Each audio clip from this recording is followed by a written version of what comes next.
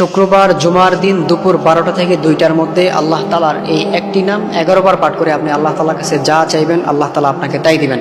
প্রিয় ভাইরা আমার, শুক্রবার এটা খুব গুরুত্বপূর্ণ একটা দিন, বিশেষ করে এটা আমলের জন্য একটা অন্যতম দিন।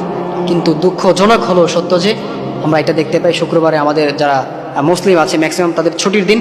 এই দিনটা তারা বাইরে নাচ গান করে ঘুরে ফিরে এই দিনটাকে তারা অবহেলা করে শেষ করে দেয়। অথচ এই দিনটা হচ্ছে একটা আমলের একটা অন্যতম দিন। আর এই দিনেই কিন্তু কিয়ামত গঠিত হবে, এই দিনেই কিন্তু আসরের নামাজের পরে কিন্তু কিয়ামত হবে। এই শুক্রবার এটা খুব গুরুত্বপূর্ণ একটা দিন, এই দিনকে আমরা অবহেলা করব না। বিশেষ করে খুতবার যে সময়টা আছে, খুতবার যে টাইমটা আছে, অর্থাৎ আজানের পরের যে টাইমটা, এটা হচ্ছে খুতবার সময়, অর্থাৎ 12টা থেকে 2টার মধ্যে যে টাইমটা আছে, এই টাইমে আপনি যদি আল্লাহ তাআলার এই নামটি 11 বার পাঠ করে আল্লাহ তাআলার কাছে দোয়া করতে পারেন, ইনশাআল্লাহ তাআলা আল্লাহ তাআলা আপনার প্রত্যেকটা দোয়া কবুল করে নেবেন।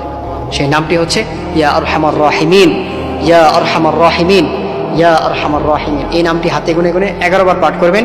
11 বার পাঠ করে এরপর আপনি আল্লাহ তাআলার কাছে দোয়া করবেন, ইনশাআল্লাহ তাআলা আল্লাহ তাআলা প্রত্যেকটা দোয়া কবুল করে নেবেন। এটা আমার কথা নয়, আল্লাহ তাআলা নিজে কোরআনে জানিয়ে দিয়েছেন, ওয়ালিল্লাহিল আসমাউল হুসনা ফাদউহু বিহা।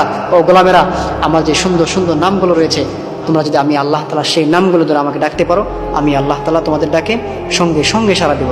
সুতরাং প্রিয় ভাইয়েরা আমার, আমরা এই জুমার দিনকে অবহেলা না করে আমরা এই টাইমটাকে গুরুত্ব দিয়ে, এই জুমার দিনটাকে গুরুত্ব দিয়ে আমরা আল্লাহ তাআলার বেশি বেশি ইবাদত করবো। বিশেষ করে এই টাইমটাতে আমরা এই আমলটা করবো, এই আমলটা করে আল্লাহ তাআলার কাছে দোয়া করবো। ইনশাআল্লাহ আল্লাহ তাআলা আমাদের প্রত্যেকটা দোয়া কবুল করে নেবেন। তো অবশ্যই দোয়ার পূর্বে দুরূদ পাঠ করে নেবেন, দুরূদ পাঠ করে এরপর দোয়া করবেন। আপনার যা চাওয়া পাওয়া আছে, আপনার রিজিকের সমস্যা, আপনার স্ত্রীগুলো আপনার কথা শোনে না, আপনি অসুস্থ, অর্থাৎ আপনার এভরিথিং যা সমস্যা আছে, আপনি প্রত্যেকটা সমস্যা আল্লাহ তাআলার কাছে শেয়ার করবেন।